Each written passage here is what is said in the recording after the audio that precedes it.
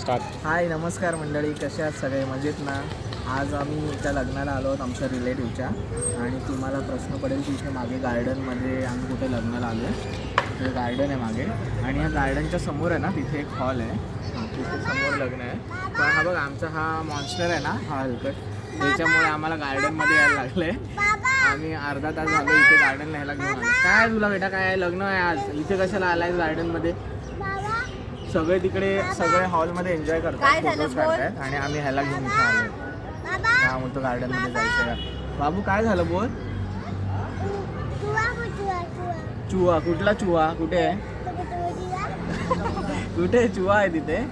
आणि त्याच्यासोबत आहे ना त्याच्या आईची पण मजा झाली आहे. ते तिकडे तिला फोटो नाही काढायचे, तिला इथे फोटोशूट करायचं गार्डनमध्ये साडीवर. काय ते सगळ्यांना हाय कर, हाय मंडळी कर. हाय मंडळी, आपण कुठे आलोय सांग आज? हा लग्नाला आलोय ना आपण. सगळे लोक तिकडे लग्न एन्जॉय करतायत आणि आम्ही बघा इथे काय करतोय, मूर्खपणा. हे बघा अर्धा तास झालाय, पूर्ण घाम आलाय मला त्याच्या मागे खेळून खेळून. त्याला काही लग्नाच्या इथे जायचं नाही आहे हॉलमध्ये. इथे बघा अशी सगळीकडे मस्ती करतोय. इथे त्या घसरगुंडीवर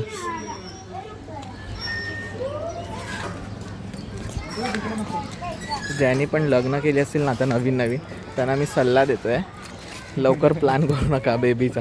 हां, आणि त्यातल्या त्यात असं बेबी तुम्हाला जर झालं, हे बघा असं टवाळ,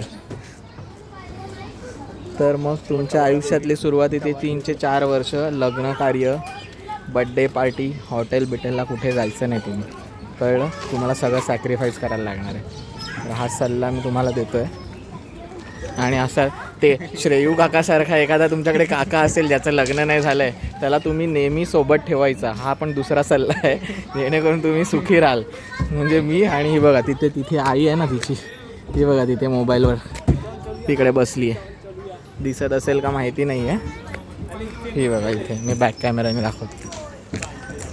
आईचे आत्ताच फोटोज खेचलेत मी, आणि मस्त श्रेयू काकाकडे यशीतल्या देऊन आम्ही. ती बघा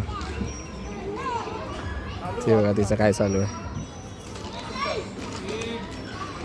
गाईस चला बाय, नेक्स्ट ब्लॉगमध्ये भेटू.